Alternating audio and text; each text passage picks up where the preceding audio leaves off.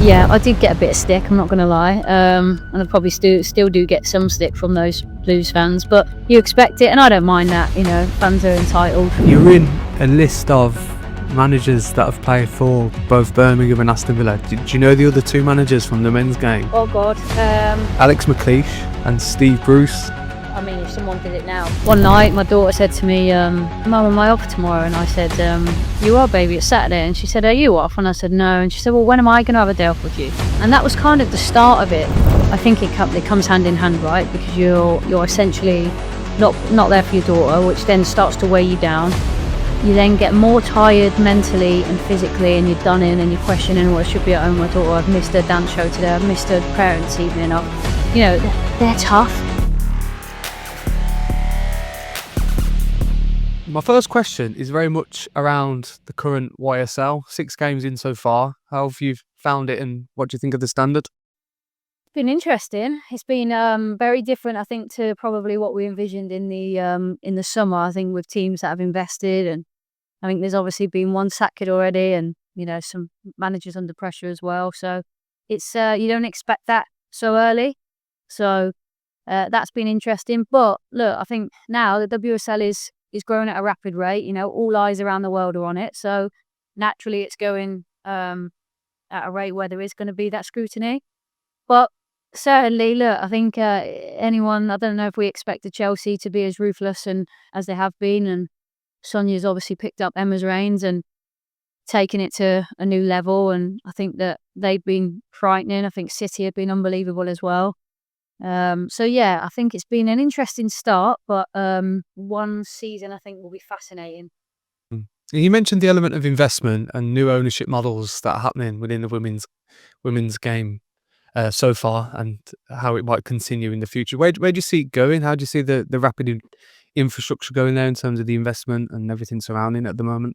Yeah, I think, look, some clubs are, fully on board and invested in the women's sides. And I've been very fortunate to be at a club like Aston Villa who are, fully backing of the women's team. But there are still clubs out there that maybe rely on investments from outside the football club. But I think that's where the new league, the new takeover of the league coming in, I think they will do a lot to try and help self-fund clubs. So it's going to be an interesting couple of years, I think. But no, in terms of the investment, it's growing rapidly. And I think those clubs that are backing it deserve an awful lot of credit for doing so. We mentioned just before we started around the element of European football and your role with TNT and looking at European infrastructures and how that is compared and contrasted to the YSL. Where do you think English clubs fit within that European structure in comparison to other leagues? At the top, I truly believe that the WSL is the biggest league, the best women's league in the world. I think we lead the way. We maybe didn't sort of 10 years ago, and I played, God, I feel like I've been retired long time now. But during my career, I played in Spain when Spain were a little bit more advanced than the UK, and they continue to go, but at maybe not a rate that's as quick as what the UK league has gone. So look, I think we're the best league in the world. I really do, and I think we've done it very, very well. Other leagues that have been around a long time, yes, you've got your Barca's and Real Madrid's, but if you're talking about longevity and foundations, I think the WSL is by far the greatest.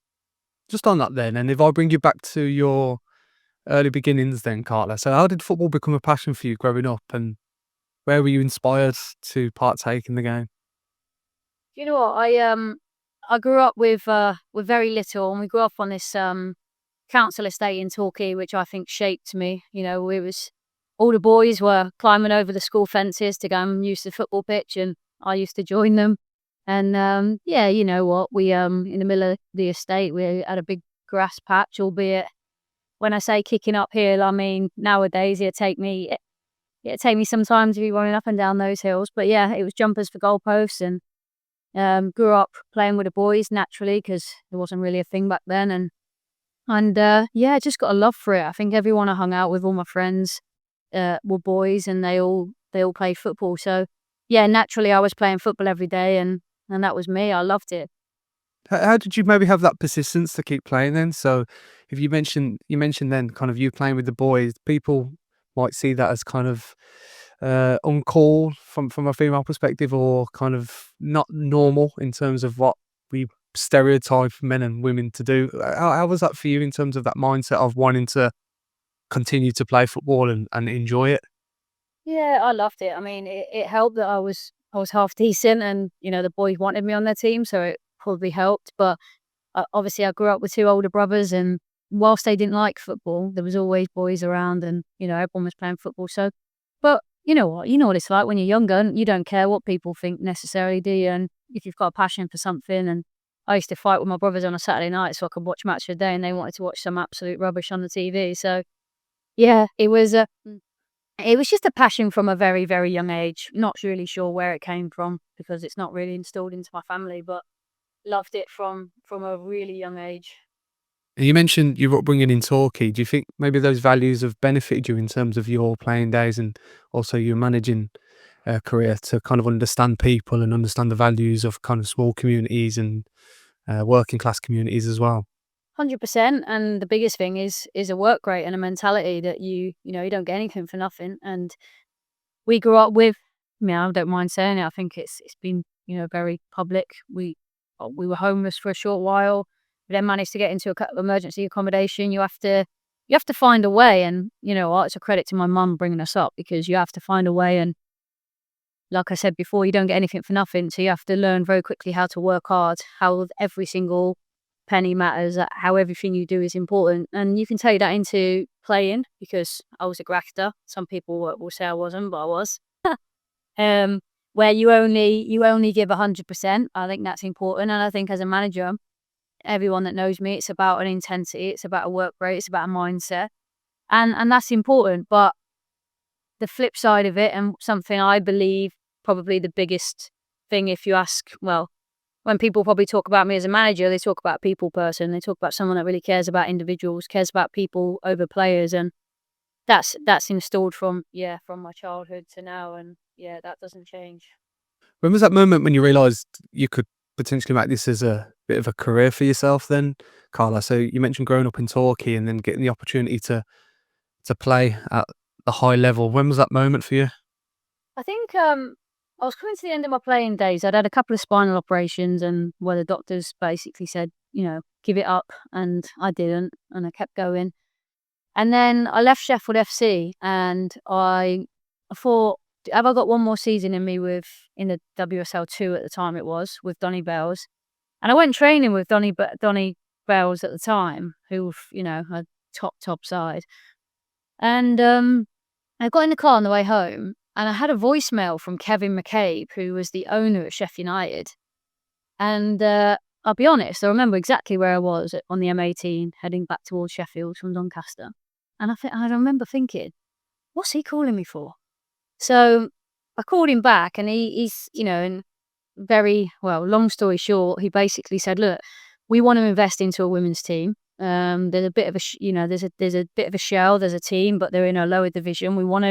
There's an opportunity in 6 months' time to apply to get in the Super League, but we don't know where to start. We think that someone with your profile might be able to help us. We know that you're doing your coaching badges, X, Y, and Z. So I met them. I think it was the next day I met him at Sheffield United at the hotel that's attached to the ground, and had a conversation with them around how we could do it. And I thought to myself, well, I've got an opportunity here. I'd have to retire from football today and take this opportunity, or someone else takes it. And something inside me was saying, do it. So I said, okay, let's do it. And so I went in as assistant manager to the current manager within a Sheffield United team that had just gone on to the football club. But the biggest job I had was helping the football club put the bid together to try and get into the Women's Super League. So that we did that. We managed to secure the bid. Obviously, within a few months of me being there, we were in the Super League. So that was job done. And then it was a case of, well, I've not got my A license. I was still on my A license, so they give me a mentor. Mick Wadsworth, who's an absolute legend. Obviously, he'd been there, done it, worked with some of the best coaches in the world, managers in the world, and top players in the world in the men's game. And he really guided me whilst I finished my A licence, and still a really good friend now because, he helped me a lot. And I at that point I thought, okay, I'm going to go from being assistant manager and helping with a bid and guiding on the women's game to there's an opportunity here to be a manager. So I think it was probably around that period, but it all happened so quickly and probably needed to, because there were some nights I was crying because I was thinking, I'm not a player anymore. Where's my playing days gone? So yeah, so I don't think I ever officially retired from the game, but here I am. And in terms of that process of bidding and putting an application in to become part of the Super League, what does that look like? Oh, there's a lot to it. You basically have to show that you can become a professional outfit. And that's not just with players, but with infrastructure, with staffing, with facilities, with grounds, with everything. So Sheffield United had to do an awful lot of work overnight. I think it was 6 to 12 months they had to get all these things in place, and credit they did. So yeah, there was a lot of work to be done. But then once we got the green light, then it was serious, hands to the pump. What does the squad look like? What do the facilities look like? What do we need to do? Who do we need to recruit in terms of on the pitch, off the pitch? There was a lot of work to do, but it was a fascinating project. In terms of educating yourself, and you mentioned your A license and your playing career and trying to link the two together, how did you find that in terms of having the knowledge from playing to try and apply that in a way that can coach others and teach others certain aspects of the game? How did you find that process? Yeah, I'm not sure really. I'm not sure I thought about it too much, if I'm being really honest. I think naturally as a player, I think you learn a lot more on the courses when you're joining in every single session, and as a footballer you do. So that helps, and then you get to see people's coaching styles. You get to see how people deliver, how you would want to deliver. But yeah, I don't think I ever thought it. I was like a kid in a sweet shop. I love learning, so yeah, it was. I love those courses. Well, I loved those courses. Couldn't see me loving them anymore, but yeah, I loved them at the time. Yeah, and what did you learn from others? So you mentioned the element of having a mentor. How did that maybe shape your kind of philosophy and outlook towards the game? Is there anything that you picked up on or reflected upon that? And even relating to those values that you mentioned in Torquay and growing up there, is there anything that stands out in terms of that process of going, okay, that's what I am as a football manager? Yeah, I was always very passionate, but then with passion sometimes comes hot-headed, and as a player, not hot-headed in a bad way, but I was, I wore my heart on my sleeve, and sometimes, you have to, when you step across the line into management, you have to refine that, and I think a mentor helped me with that, guided me. And you know what, I've had a couple of mentors. I mean, Mick I still see, and I've got a mentor, which is a leadership mentor in Gemma Morgan now, who, funny enough, I was on the phone with last night. But again, really utilising them to challenge me. And I'm big on, and I would say to any coach, don't ask what you're doing right necessarily. Really delve into what needs to improve. And I think with Mick and with Gemma, and the reason we've got such good relationships and probably helped me develop so much is because I love to be challenged. I love to be told that this could be better, or that, guided on what could be better. And I'm very big on, did I get that right? If I didn't, why didn't I get it right? And I think I've become very self-reflective. I mean, it took me the first couple of years in management was tough going from a player to a coach, but then when you open your vulnerabilities up and you open yourself up and you're ready to hear all the bits that you need to improve, I think that's when you start to grow.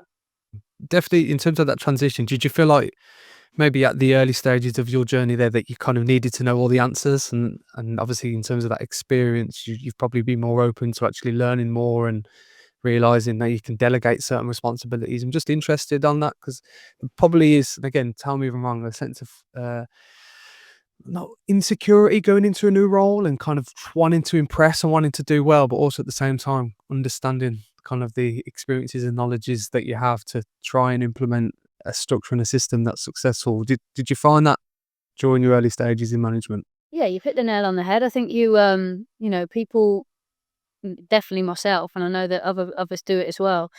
You think you've got to know all the answers, and you think that as a manager you should have the answers. Whereas nobody's got all the answers. I read something with in the Alex Ferguson book where he said he doesn't have the answers, but he has everyone around him that does have the answers. So, I think that took me, being in the women's professional game for what, 9 years as a manager. And I would say only the last couple of years have I relinquished some of the control and said, no, okay, you're better than me in this, you're better. And I started to bring people around me that were way better than me.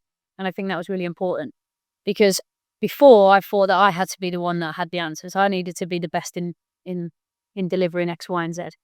When actually I needed everyone around me to be better than me and better in their individual roles so we could really move forward. And in terms of coming away from Sheffield United then, were you sad to maybe move on from the club just for the fact that it was kind of your first initial managing career, and you mentioned the investment you put in to try and make it a professional entity and all these different things that you had in terms of learning experiences. The new challenge comes and Birmingham City present themselves to you. Talk to me a little bit about that process and how that was apparent. Yeah, I think, there's a time, and I think that myself and Sheffield United realised that there was a moment that we probably needed to shake hands and move on, because look, we finished second. My final season, we finished second, which to this day is the highest ever finish for the football club. I had ambitions of really kicking on, moving forward, but that needs investment. And the new owners come in, and it's absolutely fine not to be on the same page, but we wanted different things, and that's okay. So you know what, I've got a lot of pride for the work I did there. I've got a lot of respect for a lot of people there, but it was time for me to move on, time for them to move on and go to a different direction. And then it was literally, I think, about a week later, I was on a leadership course, funnily enough. I was sat at a table in here, and I remember my phone buzzing, "Are you free for a call?" And it was the general manager at Birmingham.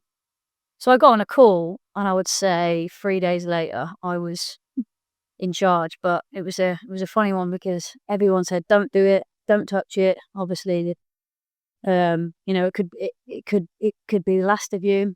And I sat in the garden and I talked to a friend of mine, and I said, "Well, all right, there's no money, there's no squad. It looks like turmoil. Season starts in a few weeks. But if I go in and I do okay, if I go in and I get relegated, everybody says, yeah, you were going to get relegated. Everybody believes that's going to happen. If I can keep them up, then I make a name for myself and I kick on."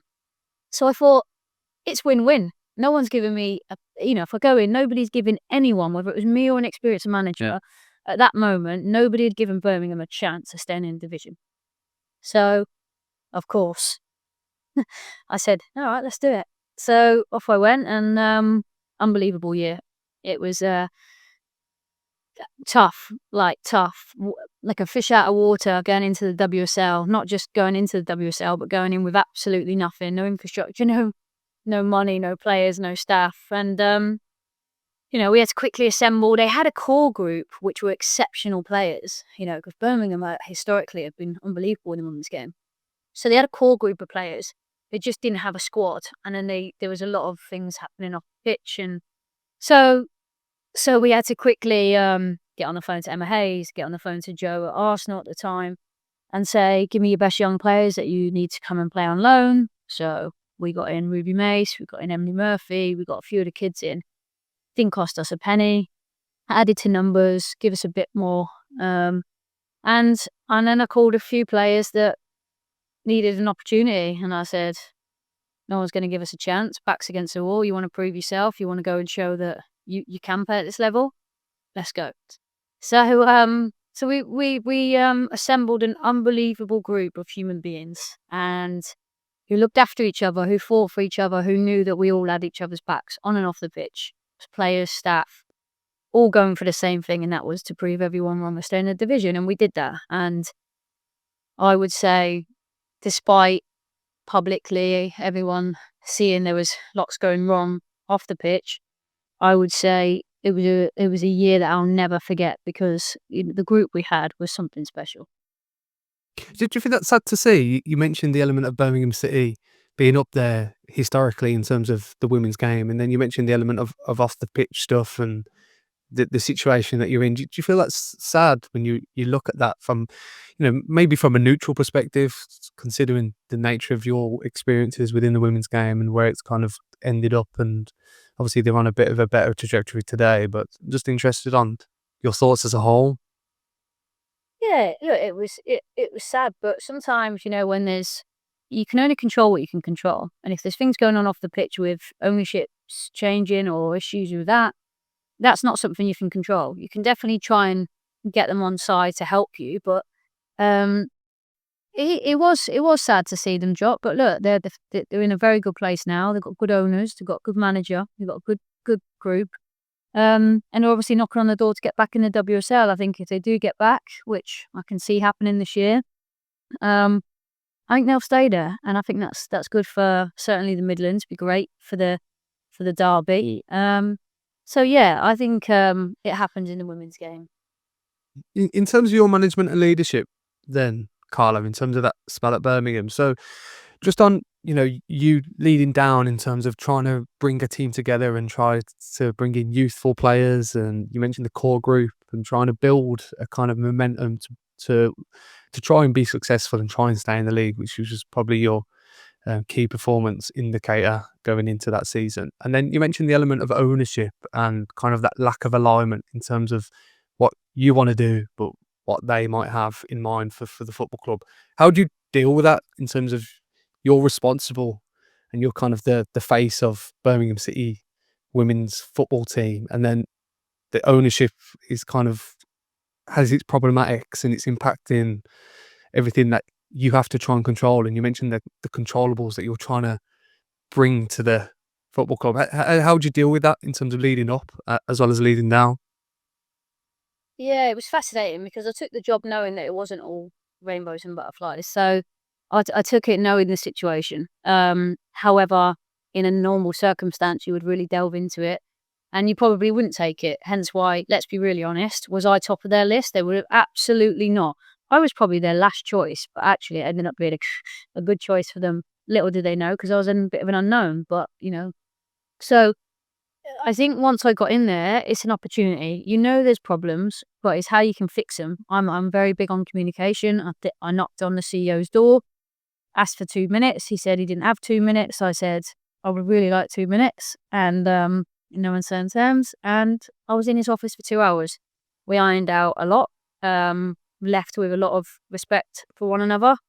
He changed a few small things that we needed. And that just comes down to communication and trying to get your message across in the right way. And I think that, Birmingham taught me a lot about that. But I had to go in there a little bit fearless in the sense of we've got a lot of work to do and I'm going to have to ruffle some feathers. But I didn't mind doing that. In terms of your personal drive then, so was your kind of incentive there to try and prove a point based on what you said around trying to prove people wrong that you can work in limited constraints and limited budgets to try and build a football team based on your competencies? Yeah, it was funny. I was at a Premier League conference the last couple of days and I was talking to someone actually because I don't want to be that coach that people employ because they know that I can do it with very little money. I did it at Sheffield United with not a lot of money. I did it at Birmingham with not a lot of money. I would argue I've done it at Villa um, with the right foundations, but not necessarily a huge budget. And you almost don't want to be known as that person that can come in and sort things out without that. But look, I'm proud of that. But I think that comes down to the human element, and I'm a big believer in someone will run for a brick wall for you if you look after them. And I think if you can install that into players, into staff, then you've got a chance. And yeah, it's not necessarily about proving people wrong. I mean, I do like proving people wrong because no one gave me a chance at Birmingham.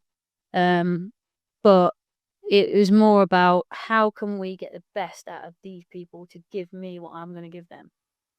And in terms of the opportunity to go to Aston Villa then, did it ever cross your mind in terms of that rivalry factor? And you mentioned the ownership element then, and intrinsically and intrinsically as well, you kind of got to look at it in terms of what's best for you, but also how it might be perceived. Talk to me about, crossing over to Aston Villa and getting the opportunity to to coach at probably a more stable club at that time. Yeah, it was interesting because when it first kind of sat on my lap, I was like, no way, no way, you can't go across the city, no way. I thought it's not possible. And then you sit and think about your daughter and your family, and you start to think, well, what's right for me, my career, and my daughter? And if the answer is yes to all three, you have to seriously consider it. And that's what it was based on. My career, was it a step in the right direction of my career? 100%. Were they CEO was fully invested, football club was fully invested, unbelievable facilities, arguably some of the best facilities in the women's game. You know, and I thought I'd be stupid not to. So I had a conversation with them, and yeah, it was a no-brainer. 3 hours later of a conversation, it was, let's do this. So yeah, I did get a bit of stick, I'm not gonna lie. And I probably still do get some stick from those Blues fans, but that's a credit to them because they're passionate, they care about their football club, and like I said, they've got a great history in the women's game, so you expect it, and I don't mind that. Fans are entitled, particularly if they're going to pay their money. If they're at home on their keyboards every day, then I'm not interested in listening to them. But if they're diehards that genuinely care about the history, that have been there, that have seen it, that turn up week in, week out, then of course they have a voice. I suppose that's a process that fans don't see, though, in terms of that ownership issues. And you mentioned the element of looking after yourself financially and thinking about your child and thinking about your family and what's right for you. I suppose fans don't necessarily see that, but you mentioned the humanistic element of football and organisations as a whole. Like, you have to consider that, but football seems to think differently. Oh, all the time. It's always about business in football, isn't it? Or what people want. And I was sat reading last night. There was some in response to. I think social media is really funny, right? And fans are really funny because you can win 3 or 4 games. You are well, not 3 or 4 games. Let's talk about first your first couple of seasons. You have a really good season. You're the best thing ever. You have a dip in a season. You're not so great. A won't say who, but a current manager in the WSL gets off to a poor start. Awful, awful. One slight result. Yeah, okay, we're on track. And it's funny because football takes time, and managers need time, and football clubs need to, support that. So you can't always go. Social media can be crazy at times, but sometimes you've got to block out the noise.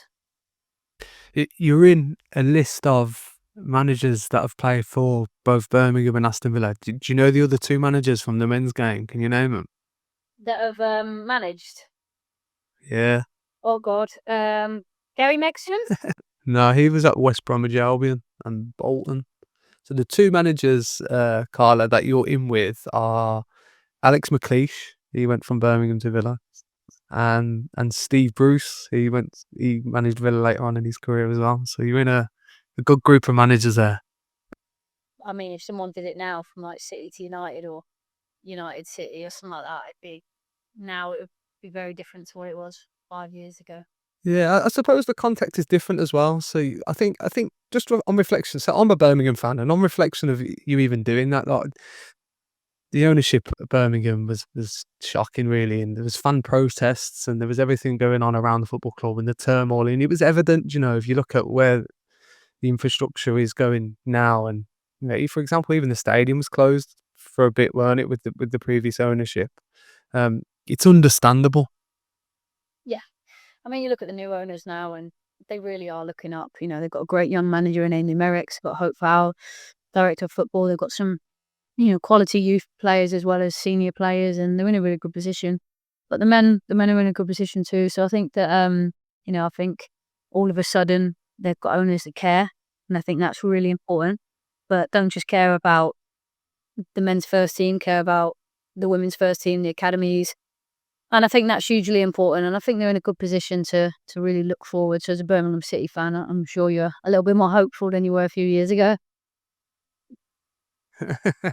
Absolutely. So, talk to me about the process of going into Aston Villa then. So you mentioned earlier in the podcast that you mentioned the element of kind of you don't want to be known as the manager that goes in at crisis periods and tries to sort it out, and you get more of a stable role at Aston Villa. And you mentioned the infrastructure and the surroundings and the facilities, and having this opportunity to try and push on and really develop a team that can be successful based on the foundations at the club.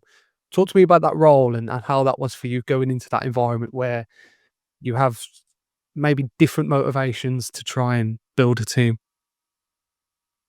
Yeah, do you know what? It was great. I remember walking into Bodymoor Heath and thinking, wow, this place is something else. It's unbelievable. And I think on the men's side in the high performance centre, which is shared with the women as well, is arguably one of the best high performance centres in the Premier League. So you can imagine then all of a sudden you're walking in and thinking, okay, from Sheffield United and Birmingham, I'm walking into this and it's next level. But they were very good on I wanted to be very, after the year that at Birmingham, it was very important to me that we set out a 3-year plan, which I didn't agree the job until we were very much on the same page. We set out a 3-year plan and a 5-year plan of what it could look like, how we were going to get there, what objectives we needed to put in place to achieve that. And off we went. And season 1 was about stability because they'd only just missed out on relegation. So they just survived by a point on the final day, I believe it was. So it was about stability in year 1. In year 2, we wanted to be better than the year before. But within 3 years, by year 3, we wanted to try and knock on the door of the top 6. And obviously in year 2, we finished 5th. So we were well and truly on track. And we were bringing in some top players. We looked at the top 4, honestly, and looked at some players that weren't playing, opportunity to try and go and get some of those, and we did. I think it was important that the season before I took over, there was a lot of players from abroad that hadn't without WSL experience, that they might have names in, around Europe, but they didn't have a lot of WSL experience. So then it was a case of, right, can we go and get a solid group of experience? So the likes of Sarah Malin, Hannah Hampton, I know them from Birmingham. It's thinking out very well. But, they're experienced players. Maz Bachepto, experienced player. Rachel Causey, we need the leader. So all of a sudden you're getting in really experienced players. And then on top of that, then you can start to then go and get some big names to add to that. And obviously the academy at Aston Villa is sensational, so you can add some of that. So we had a very clear plan of what we wanted to do and how we wanted to achieve it. And we knew, though, it would probably be 3 to 4 transfer windows that we needed. We managed to get where we needed to be within 3 windows, which was good, because I really don't believe you can do it overnight. As you've seen with some clubs, they think that bringing in 8, 9 players works. It doesn't. I think you have to be careful in the way that you build, and we did that. How did your maybe management style evolve then, Carla, in terms of that element of having those resources and trying to use the academy and trying to bring in quality players? Did you find yourself leading and managing differently in comparison to before? I wouldn't say leading differently as such. I think I've always been a leader at heart. So I think when you've got it naturally, it becomes easy when you get the resource. I was fortunate that the academy director of the women's was Chrissy Torquay, who is my lifelong best friend. And 5 years prior, when she was thinking of taking the job, I said to her, do it. I think it's a massive opportunity for you. And so then 5 years later, when I'm working with her, it's it made it easier, of course. And like I said, when you've got the whole football club buying in to the women's, it made it a lot easier. You've got CEO and Paul Tyrrell, who was the director of football, who's really was forthcoming with help. But look, you could name so many at Villa that really wanted to help the women, and even when the change in CEO come and the change in board, even those coming in, they really cared about the women's game. They really want to put it forward. And you've seen that with the investment in the summer. So I think that it's a club that now, I think this comes from the owners, they care a lot. They care about women. They care about the program. I think they were in a good position, and I think they're still in a good position. You mentioned that element of networking and kind of contacting people around football in your playing career and how that kind of helps in terms of knowing of people. Do you find yourself having to try and treat people in the same way that you'd like to be treated just based on the fact that, football's a small world and, you start to act and behave in a certain way that is not right, then you kind of get found out in a way? 100%. Women's football is a small world, and I talk about it a lot. The How you treat people is everything. I would much prefer people to walk away and say, Carla Ward looks after people. I couldn't care less what they said about my coaching, as long as they said as a manager I led them in the right way, I looked after them. I think that's more important for me, and that's how I want to be remembered. In terms of coming away from Villa then, so how did that happen for you, and how did that decision come in terms of having to maybe step away and think about and reflect on things a little bit more differently to maybe the last few years with other football clubs? Can you talk us through that and give some insight on what that looked like? Yeah, hardest decision I've ever had to make. I think one night my daughter said to me, Mum, am I off tomorrow? And I said, you are, baby, it's Saturday. And she said, are you off? And I said, no. And she said, well, when am I going to have a day off with you? And any mums listening will know all about mum guilt. And my heart just dropped. And I thought, oof. And that was kind of the start of it. She's at school now. She's asking a lot of questions when she's going to see me. It was a bit easier before because my days off, she'd see me in the week. Obviously, on days off, we'd be off on a Monday, or I'd work from home on a Monday and I'd be off Thursday. But when she goes to school and then you don't see her on the weekend either, it was becoming impossible. And I think it started to take its toll because although my dad's in my life now, my dad left me at a very young age. And I think that it catches up with you at some point, right? So I think that I didn't want to not be around. And I say to everybody, my daughter's my best friend, everything I do is for my daughter. Yeah, I wasn't spending time with her and I wasn't watching her grow up because I was always at work. So then I had to decide, can I really walk away? Or is it just that I take a break and I really focus on my daughter? So I started having conversations with the football club. Naturally, because I would argue I've been very successful there, they didn't want me to go, were unbelievable in saying, we can help you with a nanny, X, Y, and Z. Now, Christy, I don't know if you know this, but I live in Sheffield, so I'm travelling 2 hours in and 2 hours back every day, so it's not as easy Right. as just to, get help up here or anyway. So we went back and forth with the football club for 6 months. Well, it was about 6 months, 5 months. Back, forth, trying everything for me to stay. And I just one day said, look, I need this break. I need this break to concentrate on my daughter. I need this break to mentally recharge. I've had 9 years where I've been at clubs that, let's be honest, it's not been easy. And I think it will do me the world of good. I think I'll come back better, stronger.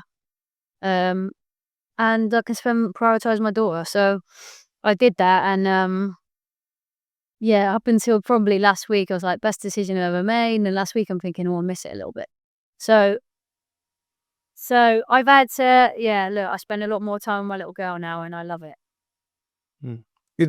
Did anyone else relate to you in terms of that situation? Because obviously you mentioned the element of kind of having a persona and being that leader and having to know all the answers, and also, people are looking up to you and you have to show strength and unite people. But in terms of opening up about that element of kind of supporting your family and wanting to be around them more, did anyone kind of go, oh, I actually agree with you, like I've been thinking the same? Or was it kind of something that opened the kind of worms in terms of people opening up about maybe their well-being and thoughts within that kind of area, especially in the women's game? Did that come apparent at all?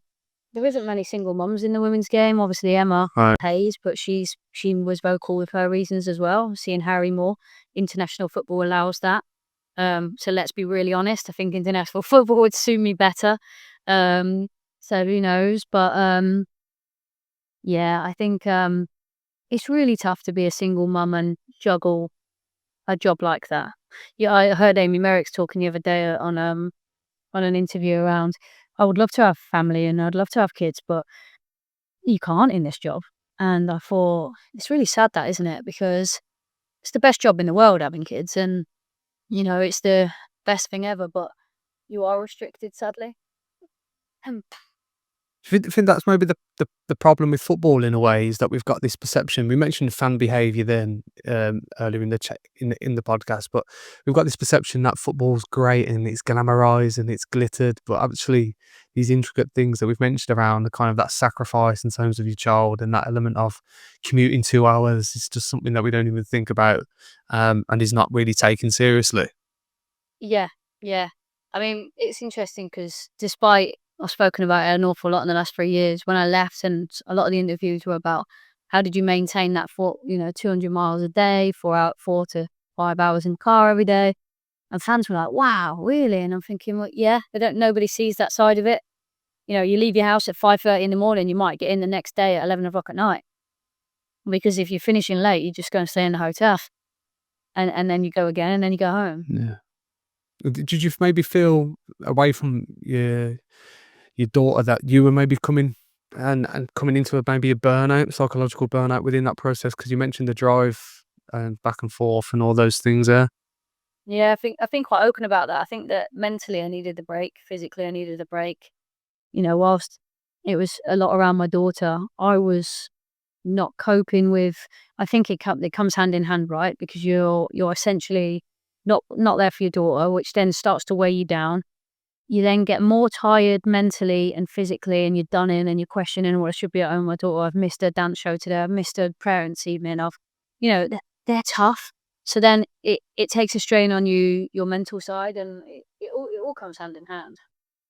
And how have you enjoyed maybe coming away from the game then? What has been different for you? Obviously, probably being more present at home has been different because you don't have to make the 2 hour commute to Bodymoor Heath. But what is it that you've done to maybe reflect and take some time out to work on those things that you've mentioned? Yeah, I've loved it. I think, first and foremost, spending more time with daughter, recharging, energizing. And then I've just been doing some stuff with Sky, obviously different podcasts, different webinars, lots of different learning. So yeah, it's been a recharge and reset moment. And talk to me about the next steps then for you, Carla. Is there anything that you kind of are aiming towards just on reflection of that process of taking time out? You kind of joked around international football then and having the opportunity to potentially work part time. But yeah, talk to me about what the next steps are. Is it do you want to go back into the game? Is it punditry? Just let viewers and listeners know because it's something that they might be intrigued by. Yeah, I love. Yeah, I love punditry. I do. I really enjoy it. You're talking about the game. You're analysing games. I love that side. Um, my passion lies with teams, of course. Do I think I'll go back into football management? 100%. When? Not sure. If the right opportunity come up, who knows?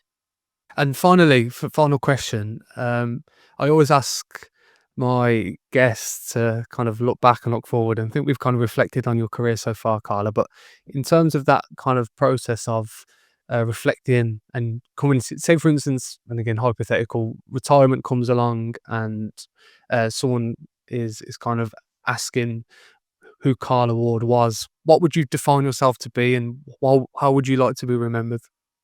How I like to remember something that looked after people. I think I've said it before. People first. I haven't changed. People will say to me, "You're quite humble for what you've done in your career so far," and I would like to stay that way. I think you can't forget where you've come from. You can't forget the hard work. You can't forget the days where you had nothing. And I don't think that changes within me. So stay the same, be you, be authentic, and don't change just because you get a bit of success. Thank you, Carla. Well, we'll kind of conclude there and kind of finish the podcast. But I just want to say thank you for your time. I think it's real inspiring for you to open up around kind of that element of your young child and letting viewers and listeners know, especially those that watch and listen to this podcast, around kind of the intricate things that happen within football management. And like I said within the podcast, it's very much we see football as this wonderful world and wonderful lifestyle, but there are small things that go miss. And I think that experience that you just mentioned then kind of epitomises that point. So I just want to say thank you again. Good luck in the future, and hopefully success comes sooner rather than later. Appreciate it. Cheers, Christy.